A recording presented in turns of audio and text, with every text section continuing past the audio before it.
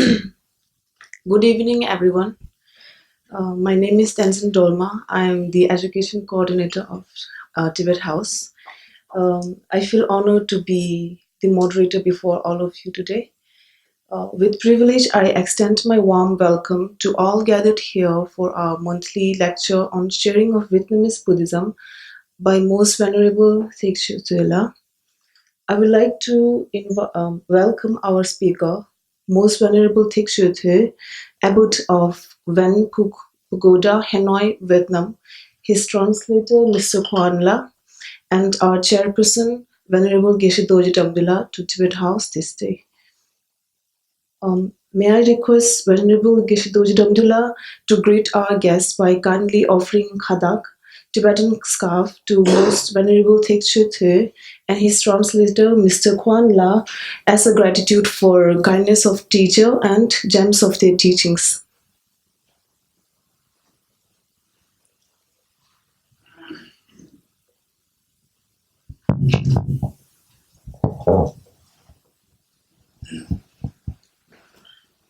Bây giờ sẽ là cái phần thầy Geshe sẽ dâng khăn kata và trao khăn kata cho thầy.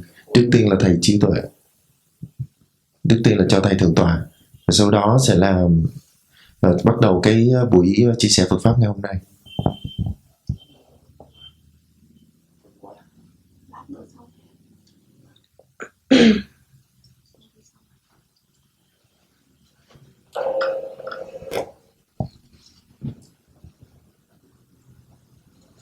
Welcome, Most Venerable Thich Chiếu Tuệ.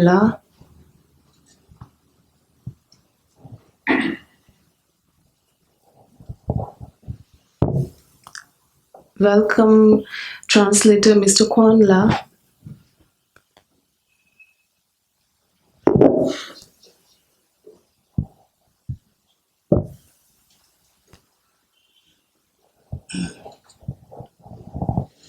Before I proceed, I would like to give you a brief overview of Tibet House.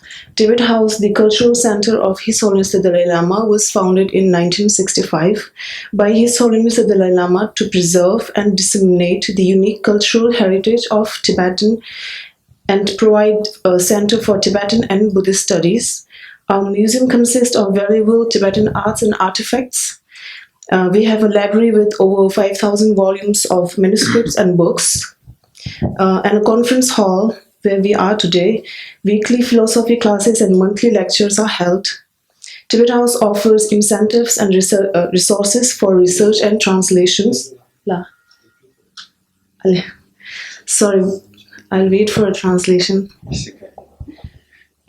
Thì trước khi chúng ta bắt đầu phần chia sẻ của Thượng tọa Thích Chiếu Tuệ về Phật giáo của Việt Nam, thì chị dẫn chương trình, chị muốn chia sẻ một vài điểm thông tin về Tibet House, là cái trung tâm văn hóa Phật giáo của Tây Tạng mà chúng ta đang ở ngày hôm nay. Thì trung tâm được thành lập vào năm 1965 dưới thánh chỉ của Đức Đạt Lai Lạt Ma, và từ đó đến nay thì trung tâm đã luôn luôn là cái nơi để giao lưu văn hóa và trao đổi Phật pháp, tìm hiểu và nghiên cứu Phật pháp.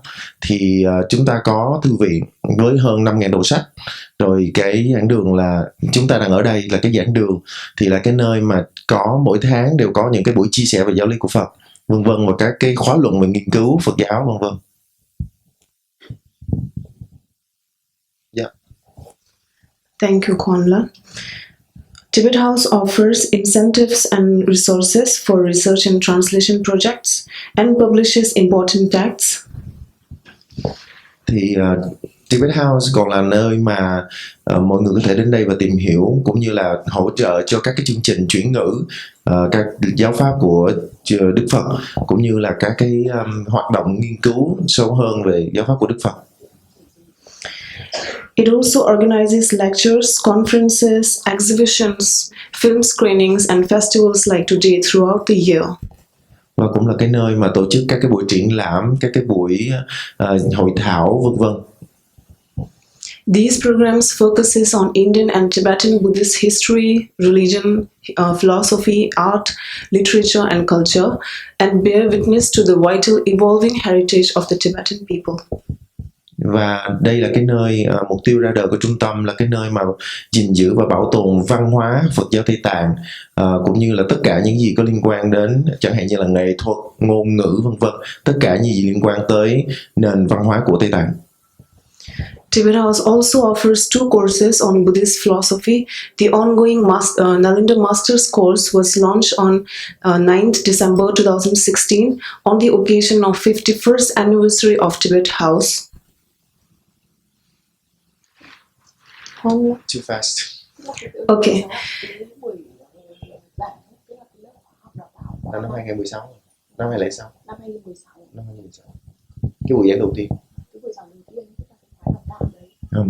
Thì cái buổi mà chia sẻ hội thảo đầu tiên được tổ chức tại Tibet House là được tổ chức vào năm 2016. Nhân kỷ niệm 15 năm ngày thành lập Trung tâm Văn hóa Phật giáo Tây Tạng. It was graced by presence of His Holiness the Dalai Lama along with Sri Kiran Rijiju and the then Union State Minister of Home Affairs and Sri Narib Jung, Lieutenant Governor of Delhi. Thì tất cả những điều này có được là nhờ ân đức của trước tiên là Thánh Đức Đạt Lai Lạt Ma, và sau đó là chính quyền địa phương cũng như là các bộ ngành đã hết lòng hỗ trợ cho trung tâm. The Nalanda Diploma course was launched in 2016. Thì các cái chương trình học là bắt đầu được khởi động là vào năm 2016. The first batch was successfully completed this October this year.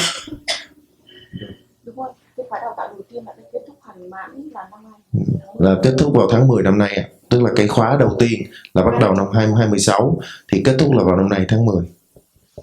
The registration for the next batch is currently open and the teachings will begin on 12th January 2020.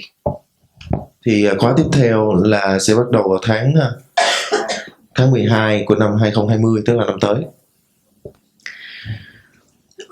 Tibet House also offers a Tibetan language course on a regular basis. Till date, the 17 batches have been successfully completed. 17. Yeah. Thì ở đây còn có những cái lớp dạy về tiếng Tạng đã kết thúc được 17 lớp rồi. I would like to introduce today's chairperson, Venerable Geshe Dorji Tamdila. Và chị muốn giới thiệu ngày hôm nay là giám đốc của Trung tâm Văn hóa Phật giáo Tây Tạng, thầy Geshe Dorji Tamdila. While being assigned with the responsibility of directorship of Tibet House, he also gives regular lectures and leads philosophy classes in Tibet House and other places as well. Thì ngoài cái việc là thầy là giám đốc chịu trách nhiệm về quản lý và điều hành trung tâm, thì thầy còn đi ở đây và khắp nơi là thầy còn có những cái buổi giảng chia sẻ về giáo lý của Đức Phật. He travels widely within India and abroad to teach Buddhist philosophy, psychology, logic and practice. Và không chỉ ở Ấn Độ mà thầy còn đi khắp nơi trên thế giới để chia sẻ những giáo lý của Đức Phật, cũng như là những cái góc nhìn khoa học góc nhìn của Phật giáo về khoa học vân vân.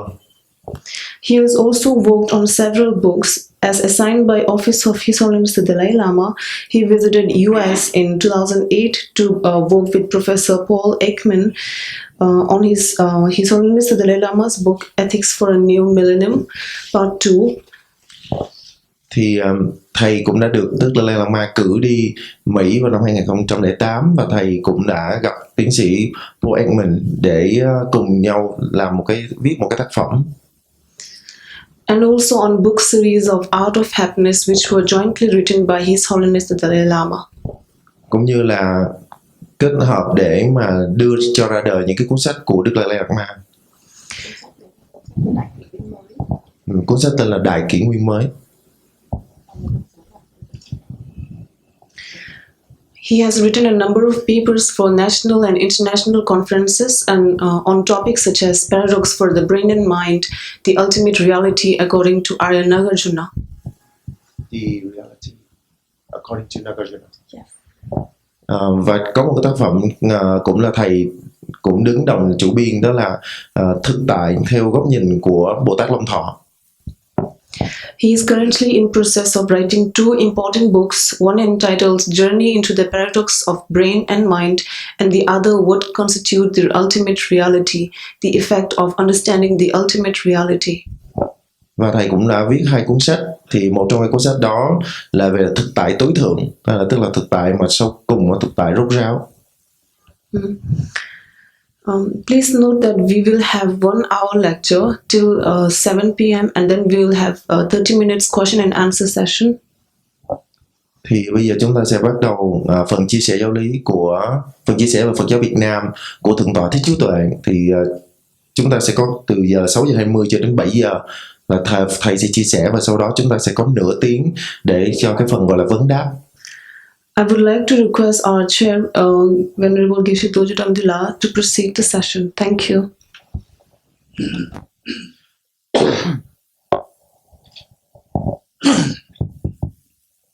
First of all, it's my great joy to welcome the most venerable Abbot, Ven.Thich Chiếu Tuệ. Đầu tiên thì tôi cảm thấy rất là vinh dự đã có sự hiện diện của Thượng tọa Thích Chiếu Tuệ ở đây ngày hôm nay. And the young venerable here. Cùng với lại thầy Thích Nguyên Đạo ạ. The whole group.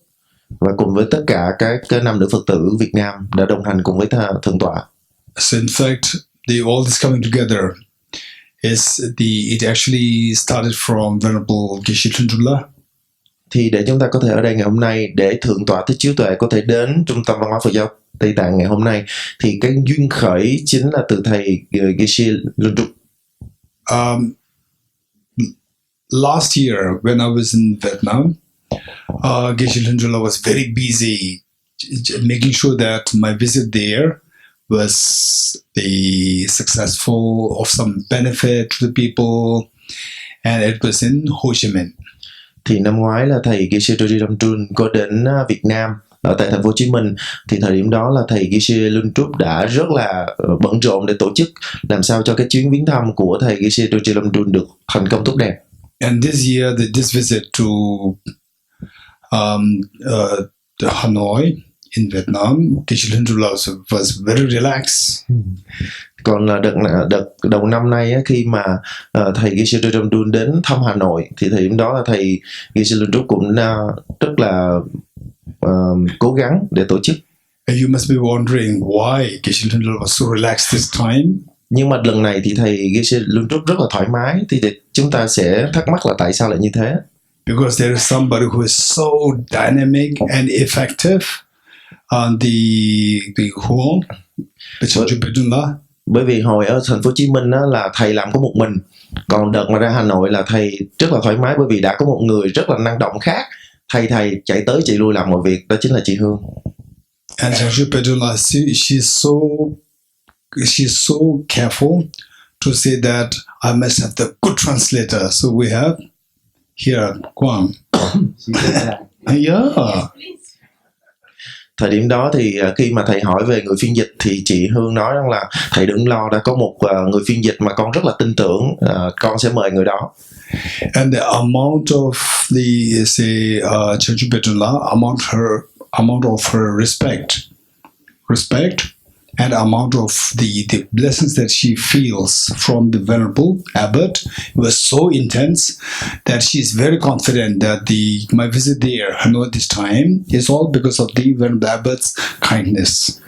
Và chị Hương có một lòng kính ngưỡng rất là sâu sắc cho Thượng tọa Thích Chiếu Tuệ, cho nên là chị Hương đã khẳng định với thầy Geshe Tuệ là chắc chắn là thầy phải đến gặp Thượng tọa và chuyến viếng thăm đó sẽ cực kỳ thành công.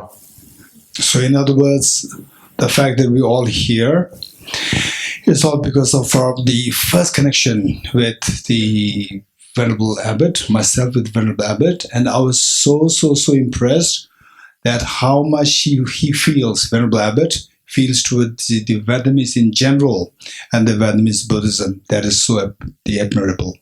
Và cái cơ duyên mà để Thượng tọa Thích Chiếu Tuệ có thể đến Ấn Độ, đến Trung tâm Văn hóa Phật giáo Tây Tạng để chia sẻ những gì mà thầy rất là tâm huyết về Việt Nam, thì đó chính là cái kết nối rất là sâu sắc giữa thầy Geshe Tuệ và Thượng tọa Thích Chiếu Tuệ, và thầy cảm nhận được cái nhiệt huyết, tức là cái nhiệt huyết dành cho đạo pháp và dân tộc ở nơi Thượng tọa Thích Chiếu Tuệ. So I really like to thank the Venerable Abbot. Cho nên một lần nữa, thầy Geshe Tuệ xin gửi lời cảm ơn sâu sắc đến Thượng tọa Thích Chiếu Tuệ đã đến đây ngày hôm nay. for accepting to come to Tibet House to bless Tibet House. Cảm ơn đã đến và chú nguyện cho trung tâm. And then we have, and of course, the last 2 days, because of the teaching of His Holiness the Dalai Lama, everybody was so excited. Thì 2 ngày qua là chúng ta biết là mọi người phải chuẩn bị và tham dự chương trình giảng pháp của Thánh Đức Đạt Lai Lạt Ma, cho nên tất cả mọi người đều rất là bận rộn. So I'm very happy that the group, the Venerable Abbot students here, you had a wonderful audience with His Holiness the Dalai Lama. This is incredible, the blessing. Và có một cái ân phước cực kỳ to lớn là Thượng tọa Thích Chiếu Tuệ đã cùng với tất cả chúng ta gặp trực tiếp được Thánh Đức Đạt Lai Lạt Ma. Đó là một ân phước vô cùng to lớn. And then here in the audience, for example, we have Dr. Shashibala there, Professor Shashibala there, a professor there, and who is a great scholar in Buddhism. There, Shashibala Madam. Cùng hiện diện ở đây ngày hôm nay với chúng ta có những giáo sư và những nhà học giả về Phật giáo cũng đang ngồi phía đằng sau đấy ạ. Okay, so I don't want to take much of the time here, so I like to now hand it over to Venerable. So as with our moderator well explained about Tibet House, and it doesn't require any additional explanation about Tibet House. Thì trước khi mà bắt đầu buổi giảng á, thì chị lại nãy có một chị ở đây đã chia sẻ với chúng ta là Trung tâm Văn hóa Phật giáo Tây Tạng được thành lập năm nào, thì cái tôn chỉ là gì, nhiệm vụ ra làm sao, và đã có những cái thành tựu nhất định nào rồi. Thì đó là những cái bước khởi đầu để chúng ta có một cái hình dung về cái nơi mà chúng ta đang ở. So then I'll hand over the mic to Venerable Abbot. Then the Venerable Abbot will speak for about like 40 minutes or 45 minutes or 1 hour as he likes, and then followed by question answers. Particularly people from Tibet House and from the Dr. Shashibala there and the other scholars here. Feel free to ask your questions after the talk. Và bây giờ thầy sẽ nhường micro lại cho Thượng tọa Thích Chiếu Tuệ để thầy có thể chia sẻ, Thượng tọa có thể chia sẻ về Phật giáo Việt Nam cho toàn thể đại chúng ngày hôm nay. Và sau đó sẽ có phần hỏi đáp, thì chủ yếu là sẽ đến từ các cái vị học giả, các vị giáo sư và tiến sĩ ở phía sau. Okay, let us welcome with a big round of applause to the Venerable Abbot for the talk. Và một lần nữa xin gửi lời chào nồng nhiệt đến Thượng tọa Thích Chiếu Tuệ và toàn thể đại chúng ngày hôm nay.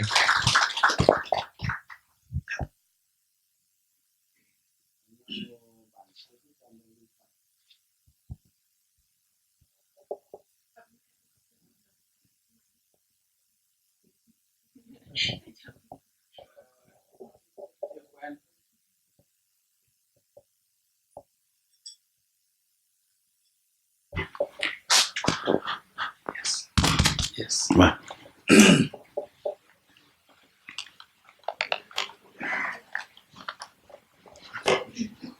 So this is the introduction to the Vietnamese Buddhism, because it's in Vietnamese, so I would like to translate into English. Introduction into Vietnamese Buddhism. Vâng, chắc là để cho các vị trước khi chia sẻ thì muốn các vị ít phút xem qua giới thiệu sơ bộ một đôi nét về Phật giáo Việt Nam thông qua ngôi chùa VanPhuc. So with this clip, we would like to invite you to take a look at general Vietnamese Buddhism.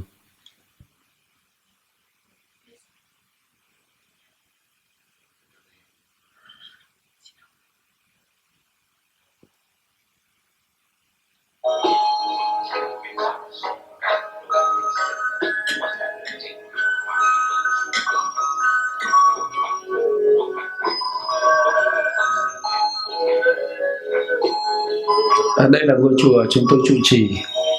This is the pagoda where Venerable Thích Chiếu Tuệ is the abbot. Tại ngoại ô của thủ đô Hà Nội. In the urban of Hanoi capital. Đây là cái tịnh thất Quan Thế Âm, nơi thờ Bồ Tát Quan Thế Âm Thiên Thủ Thiên Nhãn và nơi chúng tôi tu tập. This is the retreat hut of Venerable Thích Chiếu Tuệ, and inside the enshrine is, you can see the thousand arm. Have a look at Quan the âm shrine. này hai mặt đặc biệt có thể nói là số 1 ở Việt Nam, có 2 mặt. And this statue is very unique because it has two sides, the front and the back. You see, this is the back, and we go to the front. This is unique in Vietnam.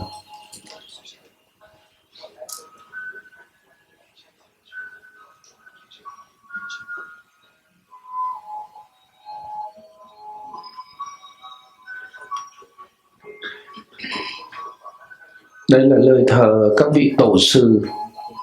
This is the house of worshiping the forefathers, the previous masters.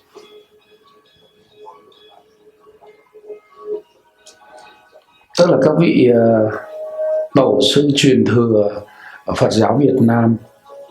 They are the masters of the Vietnamese Buddhism lineage.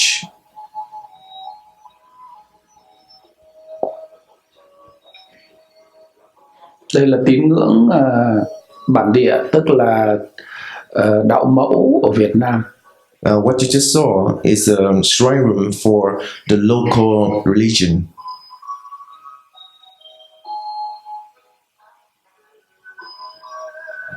Đây là những ngôi chùa ở trên đất nước Việt Nam.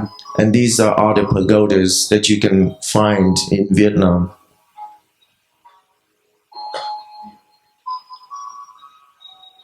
Ngôi chùa một cột có từ triều đại nhà Lý. This is one pillar pagoda, which is very unique, and it was built during the Lee Dynasty, 14th century. Đây là ngôi chùa tại miền Trung Việt Nam, chùa Thiên Mụ. And this is a Thiên Mụ pagoda, which is located in the middle land of Vietnam. Đây là ngôi chùa Linh Ứng tại thành phố Đà Nẵng, miền Trung Việt Nam. And this is a Linh Ứng pagoda, which is located in Da Nang, also one of the city in the middle land of Vietnam.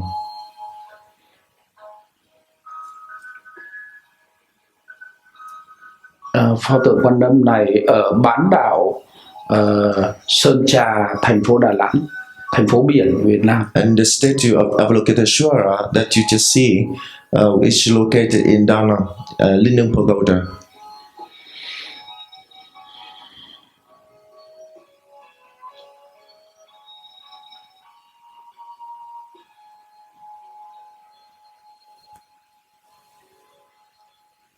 Đây là những cái nét kiến trúc của văn hóa Phật giáo. This is the Buddhist patterns that you can find in Vietnamese Buddhism.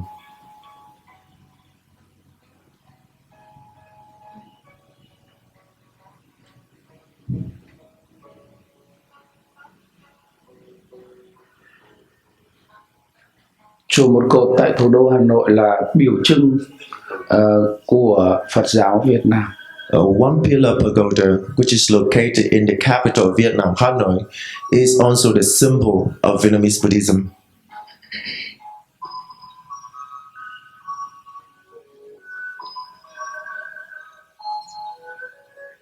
Đây là biểu tượng của hoa sen, một bông hoa sen. You see it's a shape of the lotus. It's very similar to one pillar pagoda. See?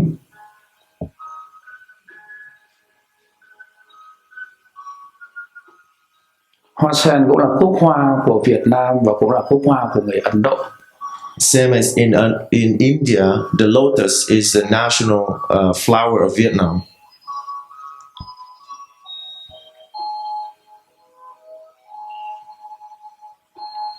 Đây là bảo tháp của chùa Linh Mụ. This is Thiên Mụ Tháp pagoda. Giác Duyên, tháp Giác Duyên. This tower is called Giác Duyên Tower.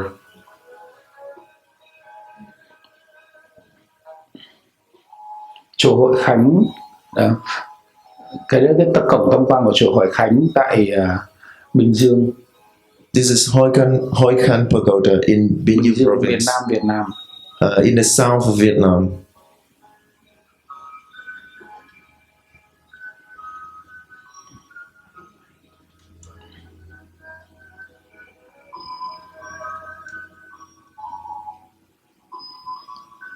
Đức Phật Niết Bàn. This Buddha is lying when he passed into Nirvana.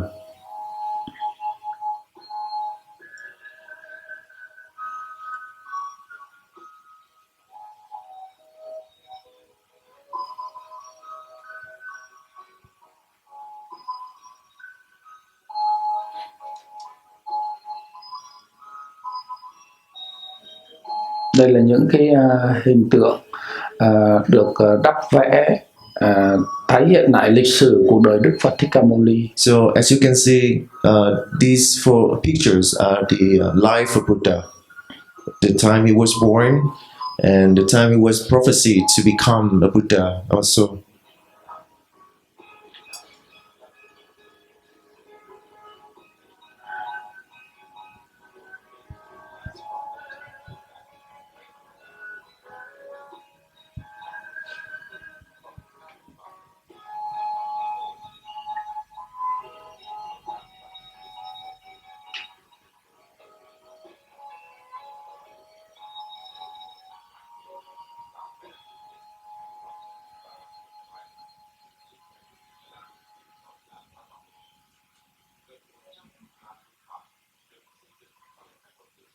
Đây là những cái vật liệu dân gian của người Việt.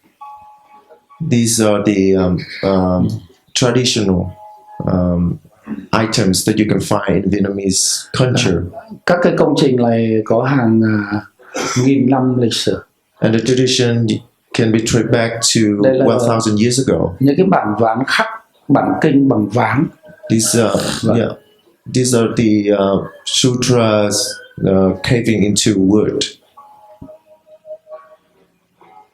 Đây là vườn tháp nơi tôn trí xá lợi của các vị tổ sư. This is a tower garden where we worship the relics of the forefathers, masters. Cái kiến trúc của vườn tháp này giống y như các cái vườn tháp tại trường Đại học La Lan Đà. So you can see the shape of the stupa is very similar to the stupas in Nalanda.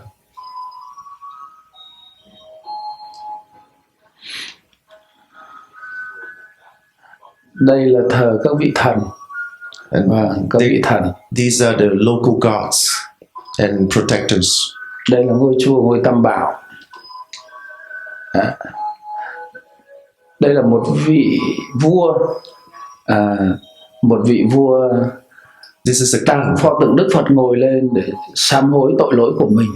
This is a statue in which a Buddha ngôi chùa cổ tại thủ đô Hà Nội. Sits on a king. It means that the king is making confession in front of Buddha. This is a very unique statue that you can find only in Hanoi, Vietnam.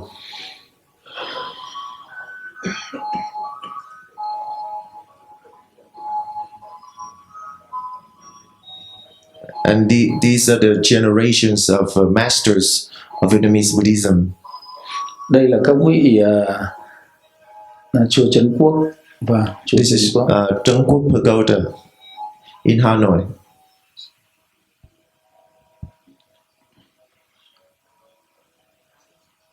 Chùa Bút Tháp. This is Bắc Linh. Bút Tháp Pagoda in Bắc Ninh Province.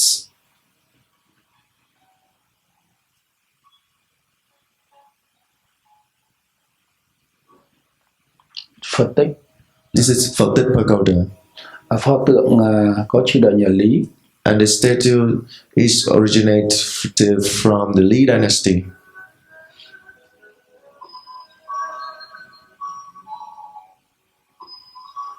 Đây là nơi thờ Tam Bảo và ba vị Tam Thế. Đức Phật quá khứ, Đức Phật hiện tại, Đức Phật tương lai. This is the Buddha of three times, the past, the present, and future. Đây là thờ Đức Chúa Ông, tức là một vị thần hộ pháp cho Phật giáo.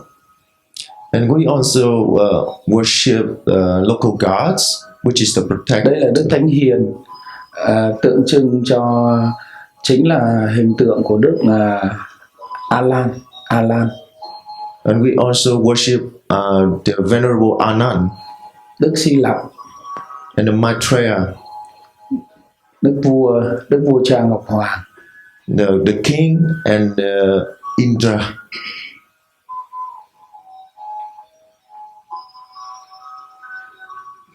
Đây là vườn tượng tái hiện lại Đức Phật và thập đại đệ tử của Phật. What you just saw is the garden of the statues of Buddha and 10 foremost disciples. Sinh hoạt buổi sáng lúc 4 giờ. This is Venerable Thích Chiếu Tuệ của chư tăng trong chùa. Venerable was announcing the time of practice in Pagoda. This is a morning session. The morning session will start at 4 a.m. Thời khóa buổi sáng bắt đầu từ 4 giờ sáng. The morning session starts at 4 a.m.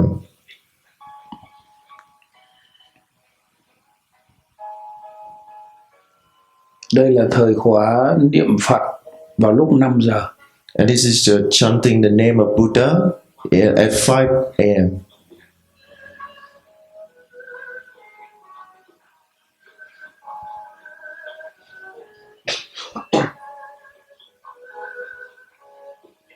Một nghi thức tức là một vị đọc lời cảnh thách sách, những lời dạy của các vị tổ sư để nhắc nhở các vị cảnh tỉnh với cái trách nhiệm của người xuất gia.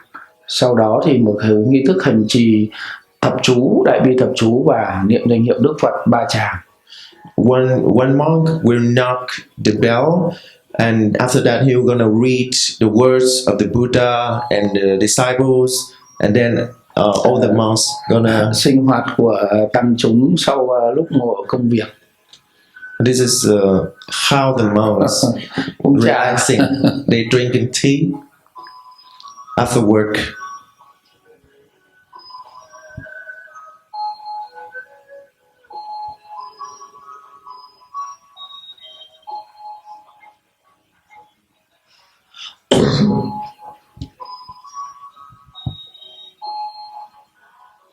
Đây là đi thiền hành.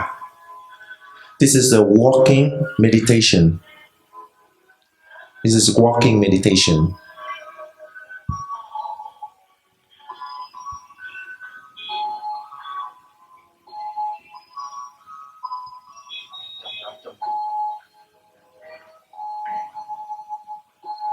Hòa thượng tôn sư của chúng tôi, trưởng ban Hoàng pháp Trung ương Giáo hội.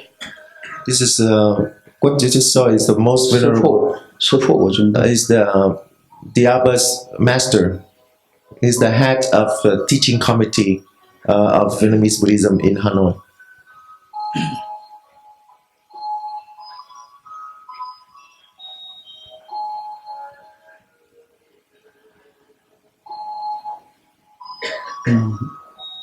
Tháp Bồ Đề Đạo Tràng được tái hiện ở trong một cái bức tượng của chùa. You just saw the pattern of Mahabodhi Temple. Đây là khóa tu tập vào mùa hạ trong 3 tháng mùa mưa. This is summer retreat. This is summer retreat. Theo cái truyền thống của Phật giáo. This is summer retreat according to the tradition of Buddha.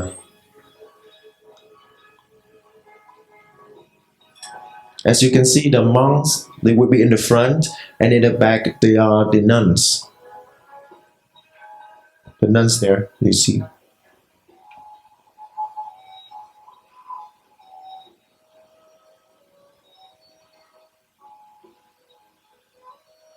Những vị này là mới xuất gia, mặc áo lâu đó là mới xuất gia. The monks and the nuns who are in brown costume, they are newly ordained.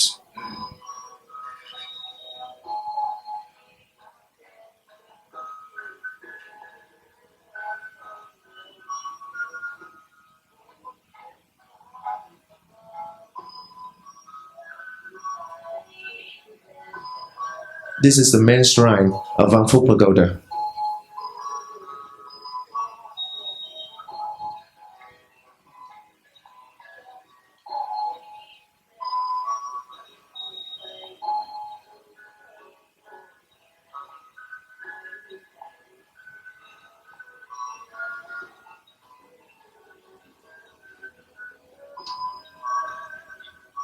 Đây là nghi thức ngọ trai, tức là cúng cơm trưa.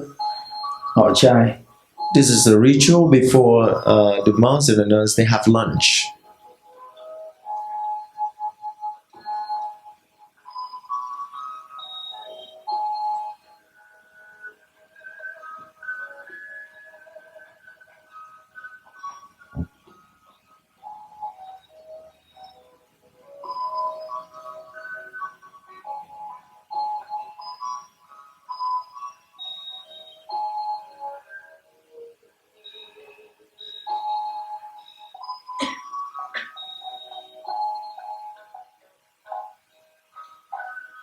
Đây là nghi thức trì niệm buổi chiều. This is the afternoon session.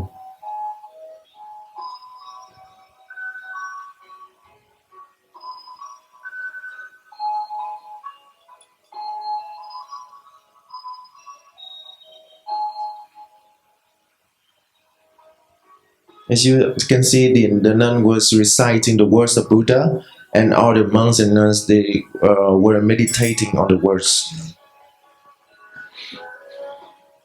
Đây là nghi thức học, thời gian học, tức là thời gian để học, This is thính pháp. during the class, teaching and listening to Dharma. Đây là dòng sông trước cửa chùa. This is the river, and in the front of Pagoda. This is the main gate.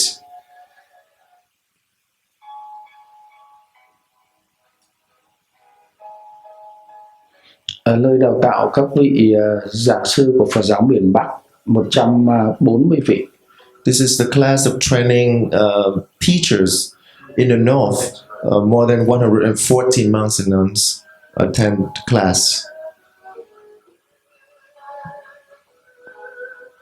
Đức Hòa Thượng đứng đầu Phật giáo.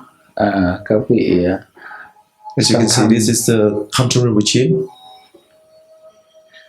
And yeah, everyone knows, yeah.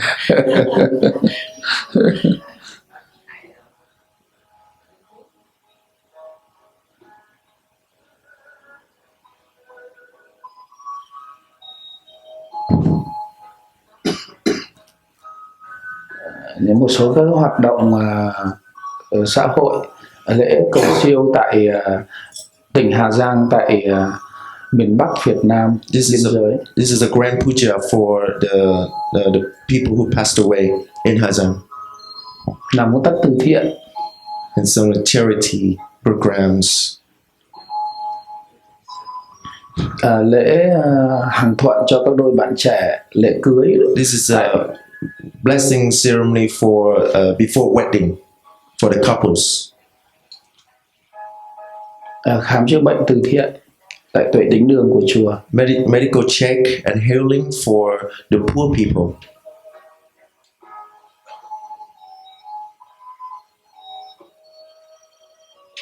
Oh yeah, and the healing is free.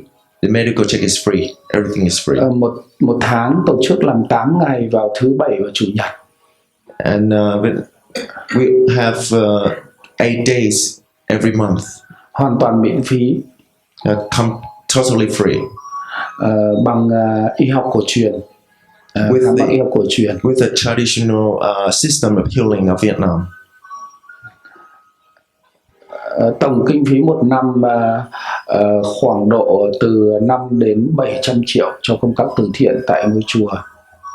And the money that's spent on charity programs around 5 to 700 million dons every year. Đây là thiền trà, buổi sinh hoạt trao đổi Phật pháp đối với các doanh nhân. And what you just saw is the conference between the monks là một trong nhân vật and businessmen and women. Thank you so much.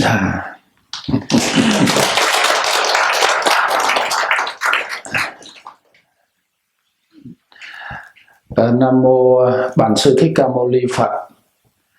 Kính thưa ngài tiến sĩ, kính thưa thượng tọa, thưa tất cả quý vị Phật tử, quý vị học giả.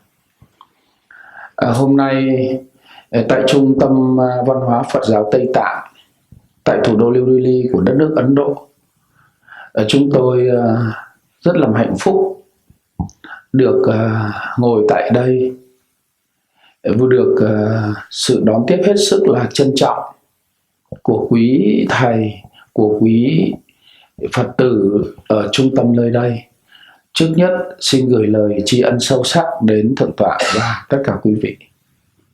So today I have an honor to come here, the Tibet House in New Delhi, India, and have warm welcome from all of you.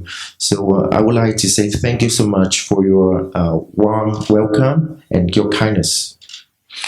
Cái nhân duyên mà chúng tôi được gặp nhau và ngồi tại đây thì Thượng tọa đã giới thiệu rồi, chúng tôi cũng xin nói lại. Nhưng mà có một cái nhân duyên chúng tôi cảm nhận được rằng đó chính là cái tình đồng đạo, cùng là đệ tử của Đức Phật. Cho nên mặc dù ở mỗi quốc gia khác nhau, ở mỗi dân tộc khác nhau, nhưng đều là đệ tử của Đức Phật, cho nên đến với nhau bằng tinh thần là huynh đệ trong một nhà, đó là ngôi nhà Phật Pháp. So the reason why we here, I think the Geshe-la also mentioned before. So, on my side, I feel this is because we are all the students of the Buddha, and although we can come from different countries, different races, but we are all here because we are students of Buddha. We are Dharma brothers and sisters. Chúng tôi thì đến đất nước Ấn Độ tham quan các thánh tích tại Phật giáo tại đất nước Ấn Độ cũng như tại Lê Ban. Cũng không nhớ là bao nhiêu lần nữa. Nhưng mà mỗi lần đặt chân về đất nước Ấn Độ, đến các cái thánh tích mà lời tôn trí ghi nhận lại các cái thánh tích của Đức Phật, thì chúng tôi đều có một cái nguồn cảm hứng, đều xúc động như là mình đã đến về đất ngôi nhà của mình. And I have visited many holy places related to Buddha in Nepal and India so many times I could not remember. But whenever I come back to India and visit those places, I am really inspired and I feel like I'm home. Đặc biệt là đến Bồ Đề Đạo Tràng, mặc dù đến rất nhiều lần, nhưng mỗi một lần đặt chân đến Bồ Đề Đạo Tràng, đứng trước ngôi bảo tháp Bồ Đề, chúng tôi đều xúc động và nghĩ rằng là mình đang được ở dưới vòng tay che chở của Đức Thích Ca Mâu Ni. And I have visited Bodh Gaya many times, but whenever I go there and I stand in front of the Mahabodhi temple, I feel very touched, and I feel like I'm under the protection and the guidance of Buddha. Cho nên là lần này được về tại đất nước Ấn Độ, rồi được tham dự ở một cái pháp hội của Đức Đại La Lạt Ma ngày hôm qua, và sáng hôm nay được diện cả kiến của Đức Ngài, thì chúng tôi và tất cả các vị thành viên trong đoàn tại thủ đô Hà Nội, nước Việt Nam rất hạnh phúc và hết sức là tri ân công đức của Thượng tọa cùng quý thầy trong cái văn phòng đã giúp đỡ cho chúng tôi được thực hiện cái sở nguyện của mình. And this time we come back to India and we have the honor to attend the teaching given by His Holiness the Dalai Lama, and personally we can meet His Holiness this morning, and we are very happy and joyful, and we would like to express our deep appreciation for Geshe-la's help and Geshe Lutubla's kindness, and all of you for helping us, for supporting us during the time we're here. Xin gửi lời tri ân và lời kính chúc sức khỏe đến tất cả quý thượng tọa, quý học giả đang ngồi tại nơi đây. Chúc cho cái tình đoàn kết của những người con Phật ngày một được tốt đẹp và sẽ cùng nhau tiến tới con đường giải thoát và giác ngộ. And I would like to send the best wishes of good health and long life and everything auspicious to Geshe Tuchilamdula and Geshe Lutubla and all of you. And I hope, I make a wish that our relationship, close relationship as the Dharma brothers and sisters will last long as the space. Với một cái thời lượng rất là ngắn để giới thiệu toàn bộ về Phật giáo Việt Nam hay là văn hóa Phật giáo Việt Nam thì chắc chắn trong buổi nói chuyện ngày hôm nay không thể đáp ứng đủ với những cái truyền thống văn hóa Phật giáo Việt Nam. Và thông qua một cái thước phim ngắn thì cũng giới thiệu sơ lét đến tất cả quý vị, quý thầy và quý học giả về Phật giáo Việt Nam. So we just have short time, so I think I cannot clarify all the points on the special traits of Vietnamese Buddhism. So I hope this short clip can give you some ideas, especially to the scholars and professors, that you can have some glimpse of how Vietnamese Buddhism is. Hôm nay chúng tôi chỉ nói một cái góc độ rất là nhỏ về cái sự truyền Phật giáo đến đất nước Việt Nam. Theo sử liệu thì Phật giáo được truyền vào đất nước Việt Nam khoảng đầu thế kỷ thứ hai, và người Việt Nam đã tiếp nhận Phật giáo từ các vị thương buôn người Ấn khi mà đến đất nước Việt Nam. Cụ thể đó là một vị thương buôn người Ấn đã lấy người vợ, đó là người Việt, sinh ra một vị tăng đầu tiên của đất nước Việt Nam, đó là người Khương Tăng Hội, ngài Khương Tăng Hội. So I will give a brief introduction about how Buddhism came to Vietnam. So at the beginning of the 2nd century, the Vietnamese people, we adapted Buddhism from a businessman from India, especially one businessman from India. He went to Vietnam and he got married with one of the Vietnamese ladies, and after that they gave birth to one of the first monk of Vietnam. His name is Khương Tăng Hội. Và theo sử liệu thì Phật giáo được truyền Việt Nam còn có thể trước cả Phật giáo Trung Hoa. And according to the history that we have learned, that the Buddhism came to Vietnam even before it came to China. Và khi truyền vào Việt Nam thì Phật giáo đã hòa quyện với cái văn hóa tín ngưỡng của người Việt. And when the Buddhism came to Vietnam, it has emerged with the local religion. Cũng như là Phật giáo truyền vào đất nước Tây Tạng đã hòa quyện với văn hóa tín ngưỡng của người Tây Tạng. Same as the way how Buddhism, when it went to Tibet, and it's become the part of Tibetan Buddhism.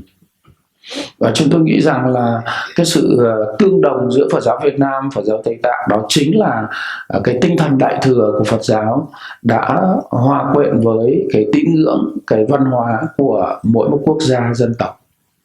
So I think the similarity between Vietnamese Buddhism and Tibetan Buddhism, that when the Buddhism came into our countries, it has become our local religion.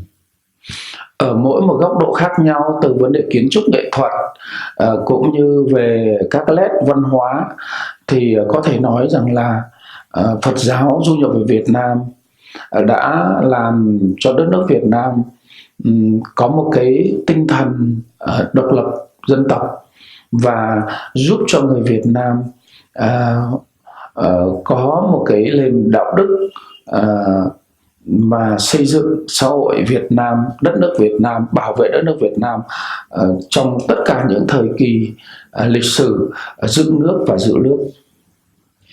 And through the arts and the architecture and others from the Buddhism, so we can say that when Buddhism came into Vietnam, it has become a very important part of Vietnamese culture, and Buddhism has provided the Vietnamese people the spirit of independence and the conduct so that we can build and protect our country during the length of history. Mặc dù đất nước Việt Nam có một thời gian dài bị Bắc thuộc, tức là chế độ chính trị phương Bắc, nhưng mà người Việt Nam vẫn có một cái truyền thống tự lực tự cường, đó chính là cái tinh thần tự lực tự giác của Phật giáo. And also there are times that the Vietnam was invaded by the China. And also during those difficult times, we always raise the spirit of independence. Và khi Phật giáo du vào Việt Nam thì tất cả cái văn hóa truyền thống của người Việt đã hòa quyện vào với Phật giáo. Những cái câu chuyện dân gian như câu chuyện Tấm Cám trong văn học của người Việt đã nói lên cái tinh thần dấn thân của Phật giáo trong đời sống của người Việt. And as I said, when Buddhism came into Vietnam, it has become an important part of Vietnamese culture. And there are many stories that we can find the appearance of Buddha somewhere who always comes to help the people in need. For example, the story of Tấm Cám, which is very famous. Và ngay từ khi xưa thì người Việt đã gọi Đức Phật là Bụt chứ không phải là Phật. And before, in those stories, we called Buddha with the name Bud. We didn't call him Phật at the moment.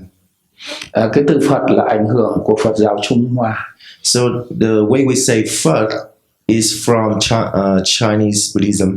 For is Phật for. So before, Vietnamese people, they would call Bud, means Buddha.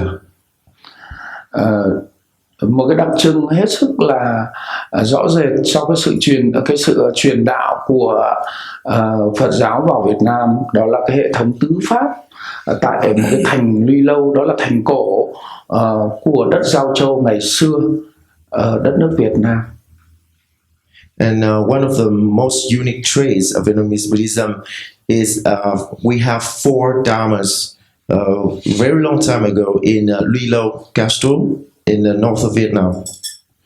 Nếu như quý thầy cùng các vị học giả mà đến thăm đất nước Việt Nam thì một cái trung tâm Phật giáo đầu tiên tại đất nước Việt Nam chính là thành Luy Lâu khi xưa, bây giờ là thuộc tỉnh Bắc Linh của Việt Nam. And if you visit Vietnam, you will know that the first ever center of Buddhism in Vietnam is in Luy Lâu Castle in the north of Vietnam. Và ở đó có hệ thống thờ tứ pháp. And we worship four dharmas there. Câu chuyện của ngài Bà Man Lương và một vị tăng sĩ Ấn Độ Khâu Đà La. This is a story between one lady called Man Nương with a Buddhist monk called Khâu Đà La. Và hiện tại bây giờ thì đất nước Việt Nam, Phật giáo Việt Nam đã vẫn duy trì cái lễ hội trong hệ thống tứ pháp, đó là pháp vân, pháp vũ, pháp lôi và pháp điện. And until now, we still maintain the festivals of four dharmas, which are the cloud of Dharma, the rain of Dharma, the thunder of Dharma, and the lightning of Dharma. Đây là cái ước nguyện của người Việt Nam, đó là một cái đất nước mà có văn minh lúa nước, cho nên là cầu cho mưa thuận gió hòa, cầu cho thời tiết được thuận lợi cho cái sự nghiệp làm nông nghiệp. And because this is related to our civilization, which is the agricultural civilization, and because we have this kind of civilization, we always pray for the good weather, good rain, and good thunder and lightning, everything, so that we can have grow the plants and everything else.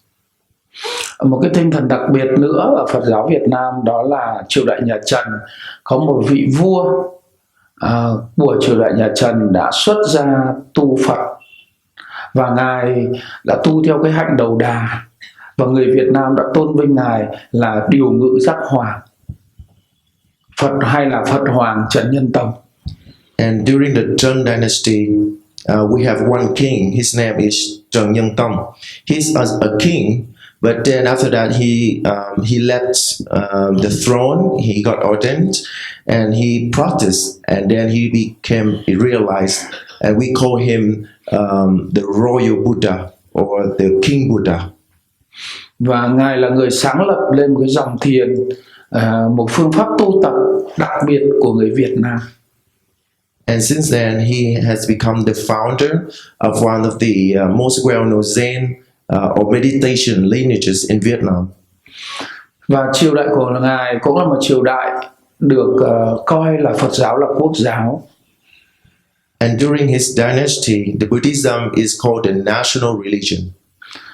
Và trong triều đại đó đã đánh đuổi được 3 lần xâm lăng của đế quốc Mông Cổ.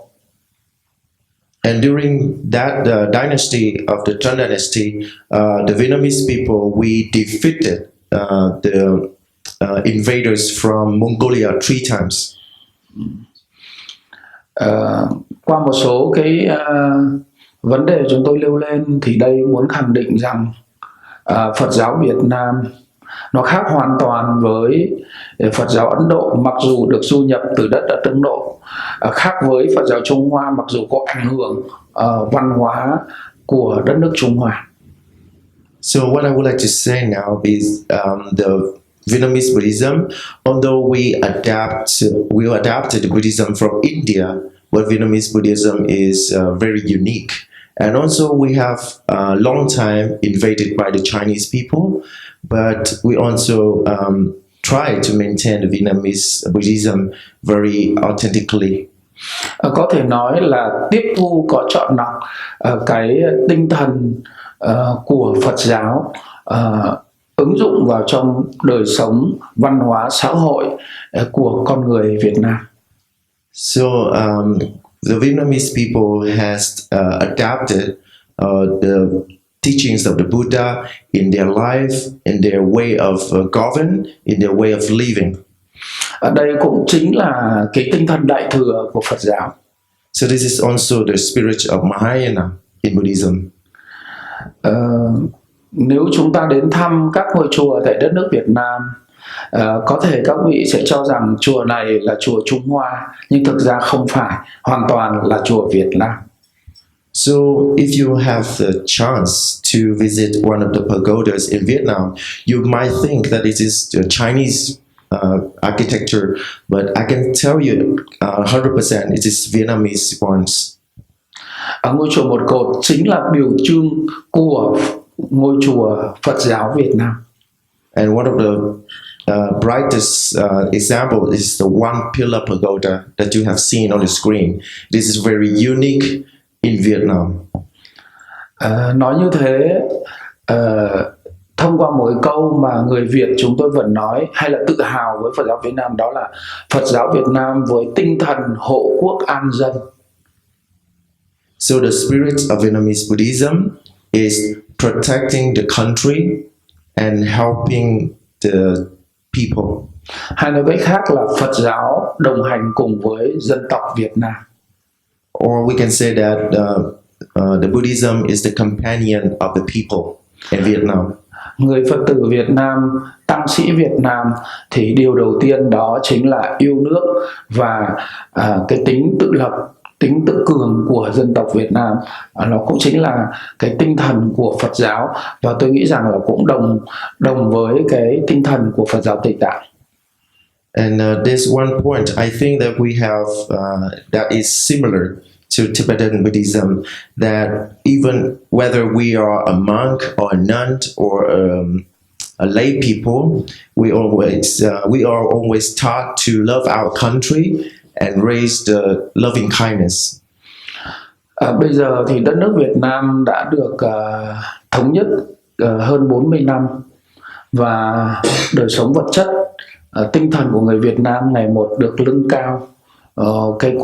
Cái băng giao quốc tế của Việt Nam ngày được mở rộng trên trường quốc tế. So the life of Vietnamese people during the length of the history has been improved, and now we have a good life, and our relationship to the world now is expanding. Trong những năm chiến tranh thì đất nước Việt Nam cũng được sự giúp đỡ rất nhiều của đất nước Ấn Độ. So during the time of Vietnam War, we also have the very kind support from Indian people. Và người Việt Nam thì không bao giờ quên cái sự giúp đỡ của đất nước Ấn Độ. And we never forget your kindness. Và giáo hội Phật giáo Việt Nam được ra đời vào năm 1981 sau khi đất nước Việt Nam thống nhất hai miền. And the committee of the Central Committee of Vietnamese Buddhism was founded in 1981. Đến nay thì gần 40 năm và giáo hội Phật giáo Việt Nam ngày một đã được phát triển và nâng cao với số lượng chùa trên đất nước Việt Nam khoảng trên 15.000 ngôi chùa. And since then until now, we have been the history of the Central Committee of Vietnamese Buddhism almost 40 years. And until now, we have more than 15,000 pagodas throughout the country.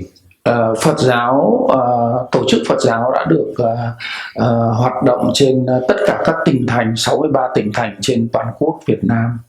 And in Vietnam, we have 63 provinces. So where we also established the Committee of Vietnamese Buddhism there. Và có thể nói rằng Phật giáo Việt Nam là một tổ chức Phật giáo duy nhất được thành lập từ 9 tổ chức Phật giáo. Từ 9 tổ chức Phật giáo. So we say it is a central committee. We have it because it says the union for 9 branches. Và đến giờ phút này thì đất nước Phật giáo Việt Nam đã có 4 trường đại học đào tạo các vị tu sĩ. And until now we have 4 universities for Buddhism in Vietnam. 8 trường cao đẳng. 8 colleges. Và 34 trường trung cấp Phật học. And 34 schools for training the monks and the nuns. Tăng sĩ Việt Nam nhiều vị đã thành đạt từ các trường đào tạo tại đất nước Ấn Độ. And we also have many monks and nuns who graduated from universities in India. Và rất là mừng chúng tôi được biết là Thượng tọa có nói là một số vị tu sĩ Việt Nam đến đây nghiên cứu tại cái trung tâm này. And we are very happy to learn from Geshe Tuche Damnullah that there are around 8 monks and nuns. They often come here and study here. Mặc dù Việt Nam không lấy Phật giáo là quốc giáo, nhưng mà Phật giáo có một số lượng tín đồ đông đảo nhất trên đất nước Việt Nam. And at the moment, the Buddhism is no more the traditional, the national religion of Vietnam, but the devotees of Buddhism are among the biggest. Có khoảng 15 triệu tín đồ là tu học theo Phật giáo, theo nghi thức, thực hành theo nghi thức Phật giáo. So it's around 15 million devotees. They are practicing, learning and practicing Buddhism in Vietnam. Còn lại là những người có đức tin theo đạo Phật, mến đạo Phật, và họ có thể nói rằng là đạo Phật coi như là đạo họ theo, họ tin, mặc dù không thực hành các cái nghi thức. And as I said, there are 15 million people learning and practicing the Dharma, and others, even though they don't study or they don't practice, but they have the devotion in the rituals. Nói như vậy thì cũng muốn giới thiệu với các vị rằng Phật giáo mặc dù sinh ra tại đất nước Ấn Độ, nhưng như sáng ngày hôm nay Đức Đạt Đa Đạt Ma đã nói với chúng tôi rằng Phật giáo đã đến tất cả các đất nước trên cái mảnh đất Đông Nam Á, trong đó có Việt Nam, Campuchia, Lào, Myanmar, Sri Lanka, Trung Hoa, Mông Cổ, thì và tất cả những nước đó thì Phật giáo phát triển rất mạnh mẽ. So Buddhism first comes from India, and as His Holiness the Dalai Lama said this morning, that the Buddhism now is present in all over Asia. For example, Vietnam, Thailand, Burma, Sri Lanka. Có thể nói rằng Phật giáo đã đem lại cái hạnh phúc cho những người dân trên thế giới, đặc biệt là những đất nước mà có thực hành theo giáo lý của đạo Phật và thực hành theo cái tinh thần của Đức Phật. So wherever there is Buddhism and the practice of the loving kindness spirit of Buddhism, then there is happiness and joy. Và tất cả những người Phật tử Việt Nam ai cũng mong muốn một lần được thăm đất nước Ấn Độ, đó là thăm 4 thánh tích của Phật giáo. And all the devotees from Vietnam, they all have the same wishes that they can visit India, especially the 4 holy places of Lord Buddha. Cho nên người Phật tử Việt Nam bao giờ cũng khởi một cái tâm, tức là tri ân. Tri ân đó là gì? Chư tổ người Ấn Độ gọi là Tây Thiên, các vị truyền giáo người Ấn Độ, Tây Thiên. And the Vietnamese devotees are always grateful, firstly for the masters from India. We call the masters from the West. Các vị truyền giáo từ Trung Hoa, đó là Đông Độ. And secondly, masters from China or Japan or so, we call masters from the East. Và các vị truyền giáo của người Việt Nam. And lastly, the masters of Vietnam. Cho nên là tất cả những người Phật tử Việt Nam bao giờ cũng phải tri ân, đó là Tây Thiên, Đông Độ, Nam Việt, chư vị tổ sư truyền đạo. And we also have the saying, I homage to the masters from the East, from the West, and of Vietnam. Và hôm nay chúng tôi được đến cái trung tâm văn hóa Phật giáo Tây Tạng, và chúng tôi nghĩ rằng cái cách tiếp cận của Thượng tọa đó là tiếp cận về góc độ văn hóa, và tôi nghĩ rằng văn hóa là điểm đầu tiên và cũng là điểm mấu chốt giao lưu giữa các quốc gia, các dân tộc, tạo cái sự thân thiện, có sự gần gũi của các quốc gia dân tộc. So we are here today, and the approach of Geshe Tandula is the approach of culture. And I believe the culture is the key that we can come together, get connected together, and love together. Tôi rất tâm đắc với Thượng tọa với cái cách tiếp cận bằng góc độ văn hóa. So I really appreciate your approach of culture. Và chúng ta đến với nhau với góc độ văn hóa chính là cùng nhau bảo tồn cái giá trị văn hóa của mỗi quốc gia dân tộc. And we come together by the approach of culture. It means that we appreciate the preservation of each country's culture. Và đó cũng chính là giá trị của loài người. It is also the value of humankind. Do vậy thì hy vọng rằng trong tương lai chúng ta sẽ gặp được nhau nhiều hơn và sẽ có những buổi giao lưu, chia sẻ được nhiều hơn nữa với một cái thời gian dài hơn, bởi vì hôm nay thì thời gian ít quá, đã đến 7 giờ 15 mất rồi. So I hope in the future we will have more meeting and sharing about our Buddhism, because today is short, we have just short time, and hopefully in the future we have longer time so that I can share you more about Vietnamese Buddhism. Và hy vọng chúng tôi sẽ được đón tiếp quý thượng tọa và các học giả, các nhà nghiên cứu, các Phật tử Ấn Độ sẽ đến thăm đất nước Việt Nam, và chắc lúc đó thì chúng tôi sẽ được chia sẻ nhiều hơn và các vị sẽ được tiếp cận nhiều hơn về đất nước con người Việt Nam. And we always welcome Geshe-la and all of you, the scholars, the professor, to come to Vietnam so that we can share with you more about Vietnamese Buddhism, so that you can know more about Vietnamese culture and Vietnamese Buddhism. Và một lần nữa xin trân trọng cảm ơn thượng tọa, cảm ơn tất cả quý vị. Thank you so much once again.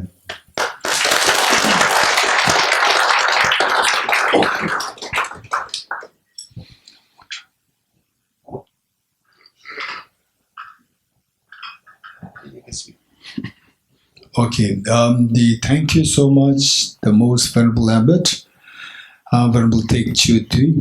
Thank you so much for your the introduction to the Vietnamese Buddhism. Thầy Geshe gửi lời tri ân sâu sắc đến Thượng tọa Chiếu Tuệ đã quang lâm đến đây ngày hôm nay và chia sẻ với đại chúng những cái nét văn hóa đặc biệt của Phật giáo Việt Nam. So when I was in Hanoi this time, to the Venerable Abbot's monastery, when Venerable Abbot was explaining to me all these things there, I was so impressed in many ways. Thì khi mà thầy đến Hà Nội và thầy đến chùa VanPhuc và vào đầu năm vừa rồi, đầu năm nay, thì lúc đó là thượng tọa đã dẫn thầy Geshe đi khắp chùa rồi giới thiệu từng nét thì đến đâu thì thầy Geshe cũng cảm thấy rất là ấn tượng. So this is an incredibly wonderful starting point, starting point. Thì đó chính là cái duyên khởi. Coming together, and of course I don't want to spend so much of time here, so we have the tea waiting there, tea and snacks for all the participants here. Cho nên là cái buổi chia sẻ đến đây là kết thúc và có cái phần trà nhẹ bên ngoài để đại chúng có thể dùng. If you have one or two questions here, I'll be happy to invite questions if you have. Còn nếu như chúng ta có câu hỏi thì chúng ta có thể đưa lên, rất là sẵn lòng để trả lời. Dr. Shashibalaji, yes.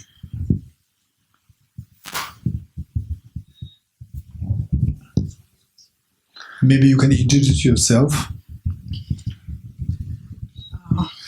My name is Shashibala, and I have been working on India's cultural connections with the Asian countries for last 45 years.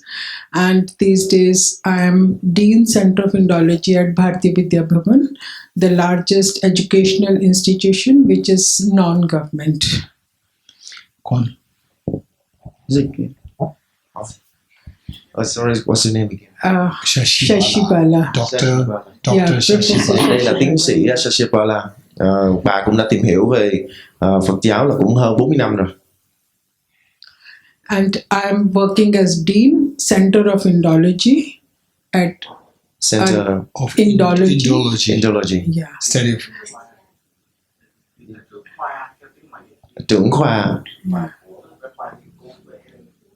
Trưởng khoa nghiên cứu đấy ạ. Trưởng khoa nghiên cứu. Có kinh nghiệm 45 năm. And for last 45 years, I am working on India's cultural relations with other Asian countries. Tức là trong hơn 40 năm qua là bà đã nghiên cứu về các cái tôn giáo của châu Á. Tức là sự mối liên hệ giữa văn hóa Ấn Độ và các nền văn hóa khác. First of all, I go to the Abbot. I come from 30 kilometers just to pay my respects to him. Thank you so much. You're so kind. Tức là cô đã đi tới 30 số để đến đây chỉ để giữ buổi tọa đàm ngày hôm nay. Because in India there are not many chances to receive blessings from such high abbots. Ở Ấn Độ thì không có nhiều cái cơ duyên để gặp những cái bậc thầy giống như là thượng tọa đâu ạ.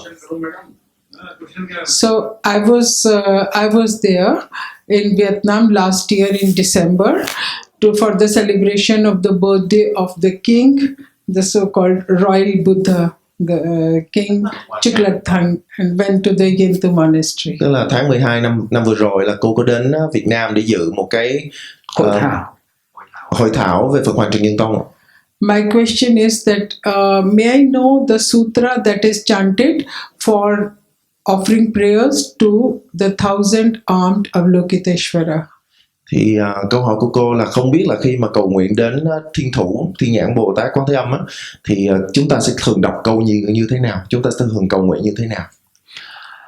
Đối với tôi hành trì và những người Phật tử Việt Nam hành trì thì Bồ Tát Quán Thế Âm á, được coi như là một vị nếu như nhiều góc nhìn của người Việt Nam đó thì Bồ Tát Quán Thế Âm được coi như là một vị thần. Vị thần đó là cứu độ cho tất cả chúng sinh trong lúc khó khăn, và tên đầy đủ thường gọi là Nam Mô Đại Từ Đại Bi Tầm Thanh Cứu Khổ Cứu Nạn Linh Cảm Quán Thế Âm Bồ Tát. Và phương pháp hành trì của người Phật tử Việt Nam là thường, thứ nhất là trì một cái bản kinh chú, đó là kinh chú Đại Bi, bản chú Đại Bi. Thứ hai là đọc phẩm phổ môn trong kinh Pháp Hoa, phẩm phổ môn trong kinh Pháp Hoa nói về cái công hạnh của Bồ Tát Quán Thế Âm thông qua câu chuyện ở trong phẩm phổ môn. Cái thứ ba là gì? Thường xuyên đỉnh lễ danh hiệu của Ngài bằng 500 danh hiệu. 500 danh hiệu, mà trong Phật giáo Việt Nam gọi là ngũ bách danh, 500 danh hiệu. Và khi cầu nguyện như vậy thì đây cũng là một phương pháp tu tập. And so to Vietnamese people, Avalokiteshvara is the deity who looks after the beings when they call him. So we have many ways to pray to Avalokiteshvara. For example, we can say Namo. Namo means the homage. Homage to Avalokiteshvara. You are the great compassionate one. You always respond to our calling. I homage to you. That is one way of praying. Or we can chant the mantra, Mahakaruna mantra, the mantra of the great compassionate one.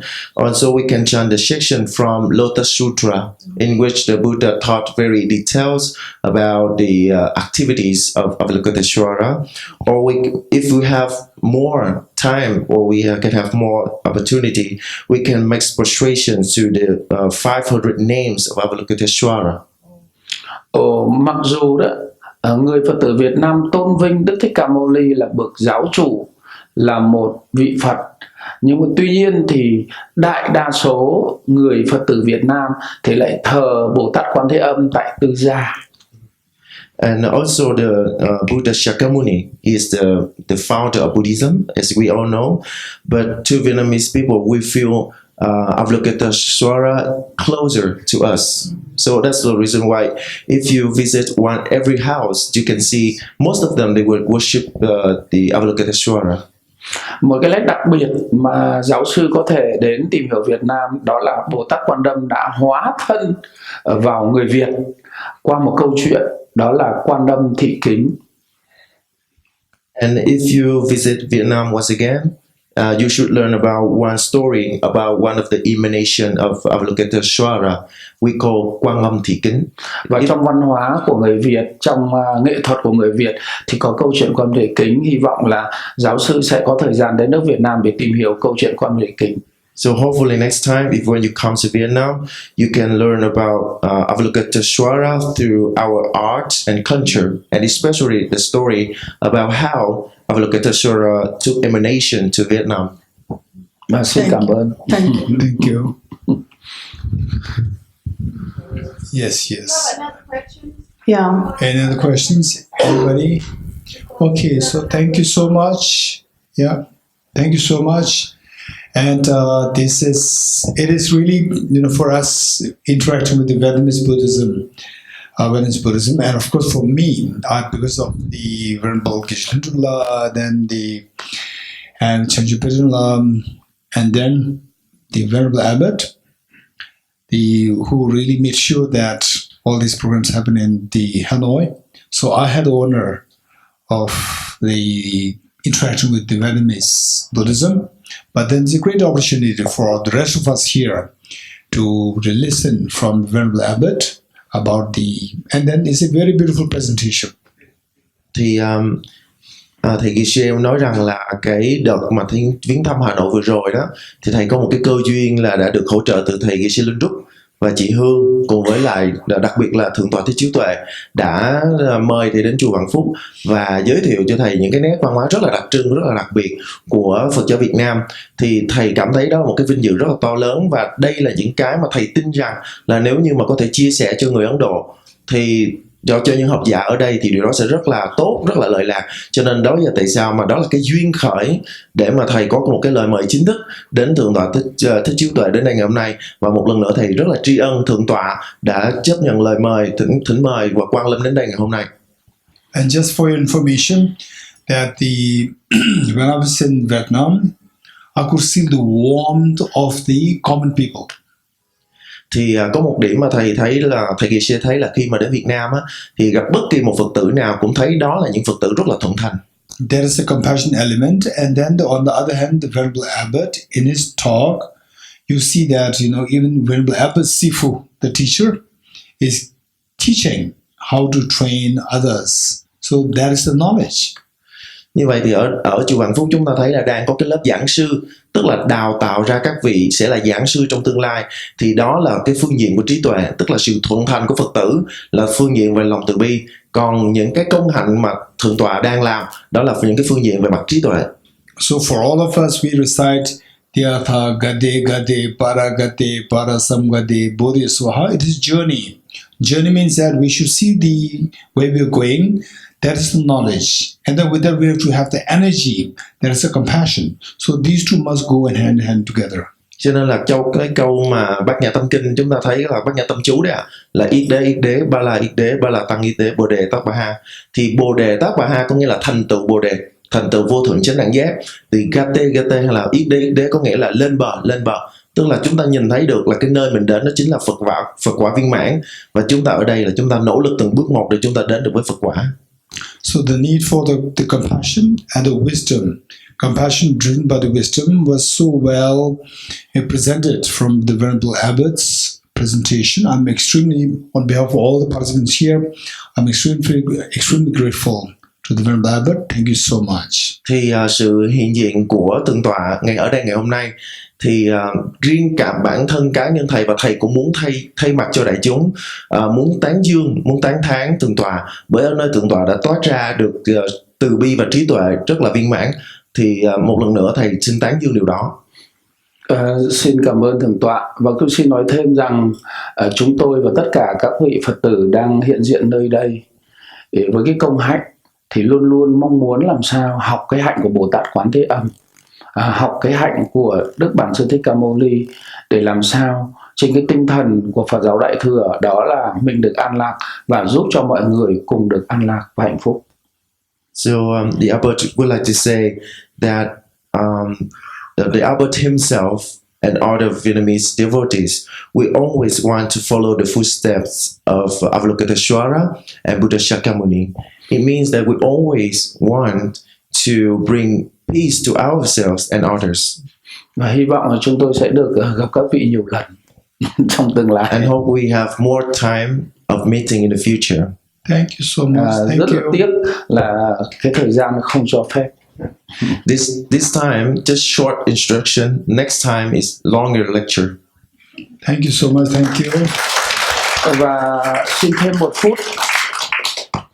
Xin thêm một phút, đó là gì? Nếu không có gì thay đổi thì sang năm vào cuối tháng 11 chúng tôi sẽ có một cái chương trình pháp hội và sẽ giới thiệu về nghi lễ Phật giáo Việt Nam tại Bồ Đề Đạo Tràng. And if everything is going well, next year by the end of November, we will have the Molam Chemo, the grand praying festival in Bodh Gaya, where you can come and study, you can learn about the Vietnamese Buddhist ritual. Và chiều ngày mai chúng tôi sẽ đến Bồ Đề Đạo Tràng làm việc với ban quản lý tại Bồ Đề Đạo Tràng để đủ các điều kiện và sang năm sẽ tổ chức được một cái chương trình tại Bồ Đề Đạo Tràng. And this is also one of the reasons this time when we come to India.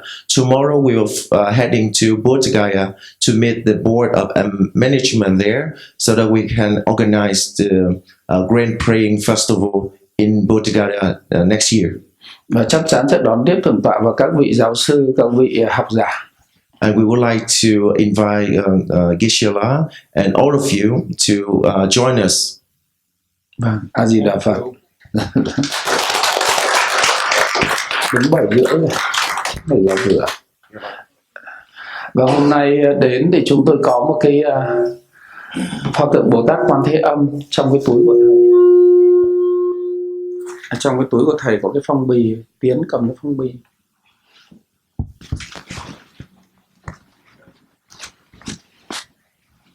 And this is the Avalokiteshvara statue, according to Vietnamese Buddhist culture.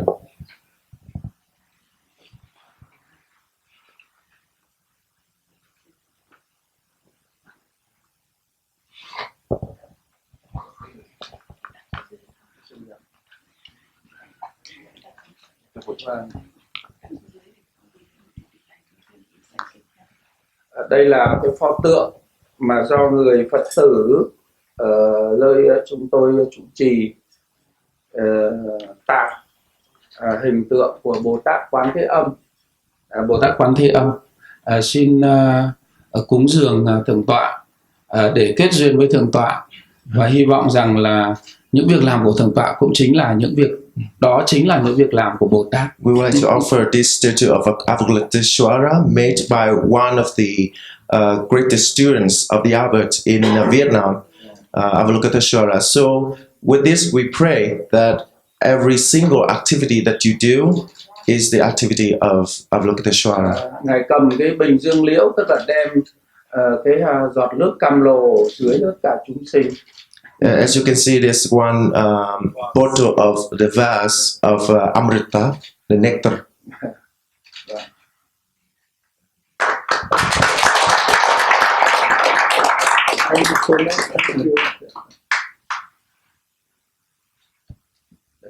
Chắc là không nghỉ thôi.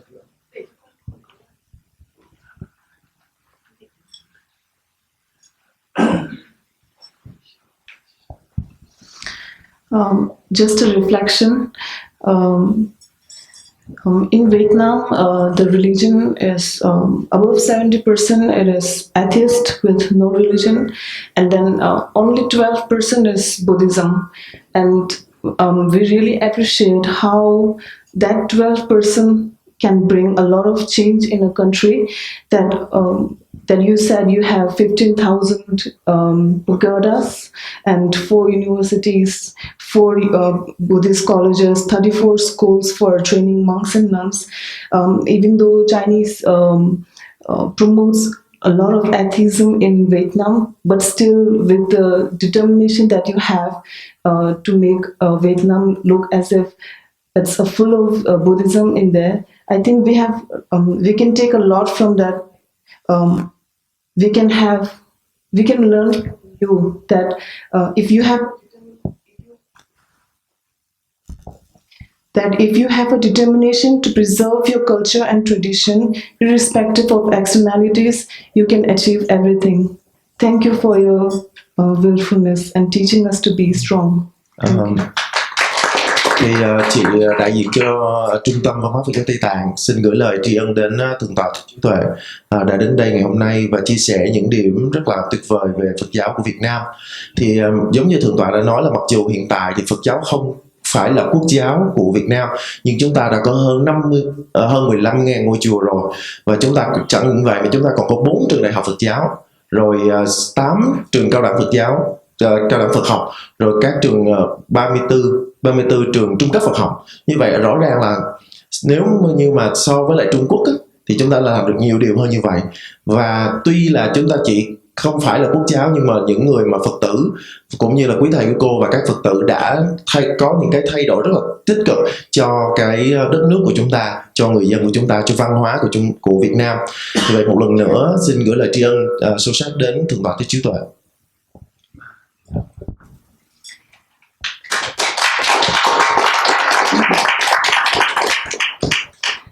And that comes to conclusion of today's lecture on sharing of Vietnamese Buddhism.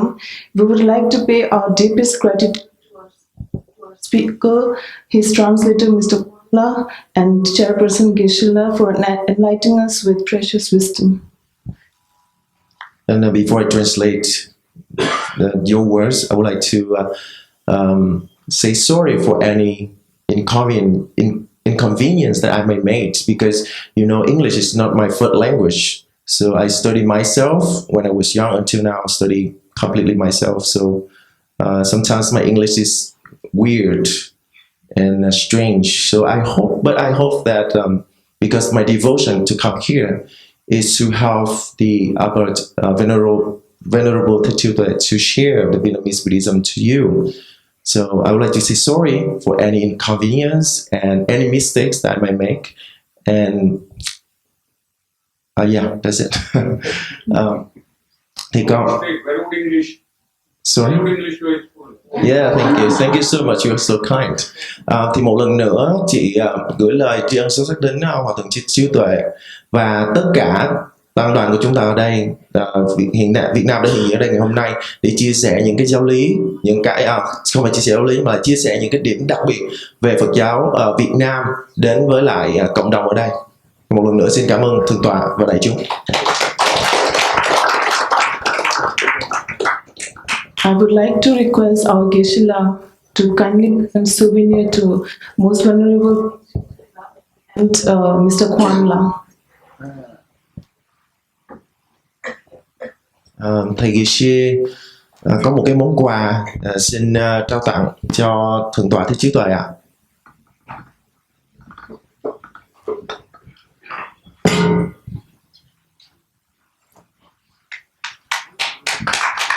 Đây là khăn ca tôn ảnh của Đức Phật Thích Ca Mâu Ni và hai vị đại đệ tử Xá lợi Phất và Mục Kiền Liên.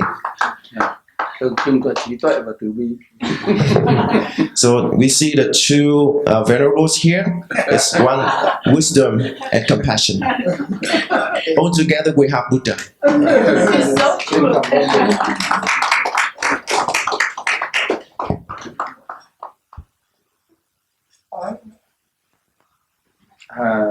Đây là tôn tượng Đức Phật Tổ Thích Ca Mâu Ni.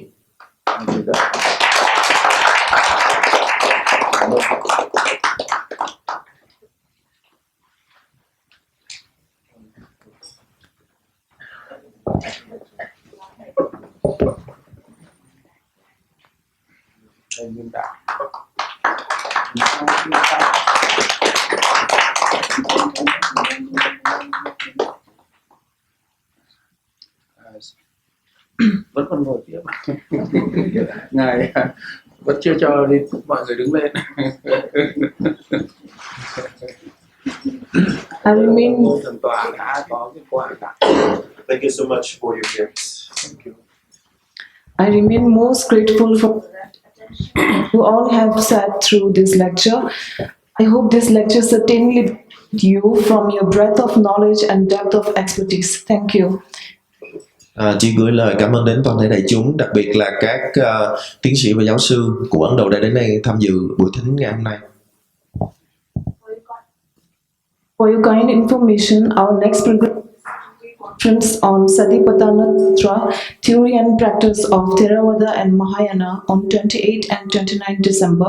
You can visit our website to register if you're interested.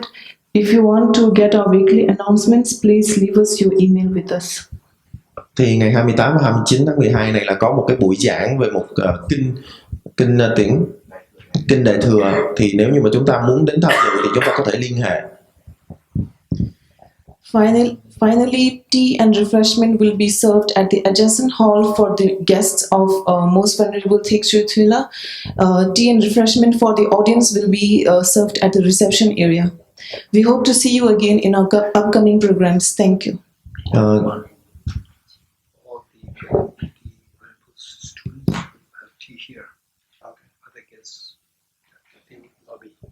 Thì thành viên của đoàn chúng ta thì sẽ dùng trà ở đây, còn những người khác thì họ sẽ đi xuống dưới á. Cho nên là xong á thì họ đi xuống dưới nhưng mà mình vẫn ở lại với thầy, nhé. Chắc là hồi hướng theo nghi thức Phật giáo nhé. Now is the dedication of merit according to Vietnamese Buddhism.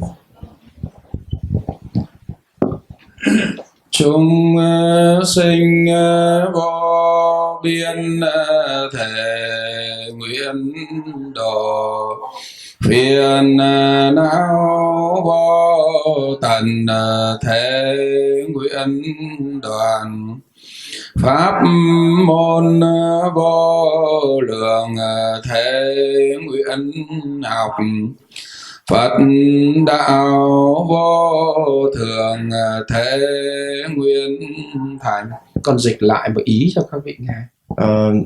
The prayer means that as countless as sentient beings, may I bring benefits to them all. As countless as the emotional afflictions, may I abandon them all. As countless as the gates to Dharma, may I learn them all. And as vast and profound the Buddhahood is, may I attain that state. Xin cảm ơn các vị. Thank you so much once again for coming today, and hopefully we can see you in the future. Thank you so much.